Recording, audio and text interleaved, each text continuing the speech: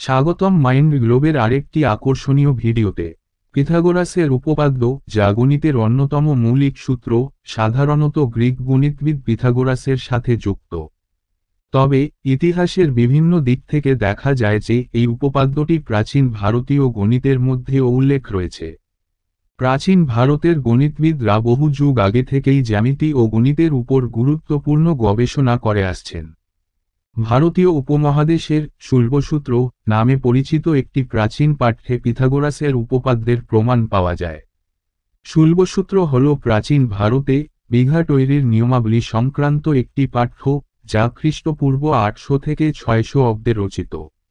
শুল্বসূত্রগুলি সাধারণত অগ্নিচুলা বা যজ্ঞকুণ্ডের আকার ও পরিমাপ সম্পর্কে বর্ণনা করে।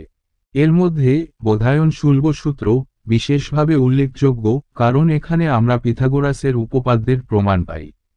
বোধায়ন শুল্বসূত্রে উল্লেখ রয়েছে, দীর্ঘচ্ছতুর্শ্র স্যাক্ষসা রাজ্যুহ পরস্যমানি তির্যগমানি চ যৎপৃথগ্ভূতে কৃত্যস্না তদুভং করতি। এর অর্থ হল, একটি সমকোণী ত্রিভুজের সমকোণের বিপরীত বাহুর বর্গফল সমান হয়, বাকি দুই বাহুর বর্গফলের যোগফল। প্রাচীন ভারতীয় গণিতবিদদের গবেষণা ও আবিষ্কারের গুরুত্ব অপরিসীম। তাদের গবেষণার ফলাফল শুধু ভারতেই নয়, বরং সমগ্র বিশ্বে গণিতের বিভিন্ন শাখায় প্রভাব ফেলেছে। পিথাগোরাসের উপপাদ্য এর একটি উজ্জ্বল উদাহরণ, যা প্রাচীন ভারতীয় জ্যামিতির উন্নত অবস্থানকে প্রতিফলিত করে। এই প্রবন্ধের মাধ্যমে আমরা দেখতে পাই যে প্রাচীন ভারতীয় পাঠ্য শুল্বসূত্রের মধ্যে পিথাগোরাসের উপপাদ্যের প্রমাণ পাওয়া যায়, যা প্রাচীন ভারতের জ্ঞান বিজ্ঞান এবং গণিতের উন্নত অবস্থানকে পুনরায় নিশ্চিত করে। তাহলে বন্ধুরা, আজকের ভিডিওতে আমরা জানলাম পিথাগোরাসের উপপাদ্য এবং এর প্রাচীন ভারতীয় শিকড় সম্পর্কে।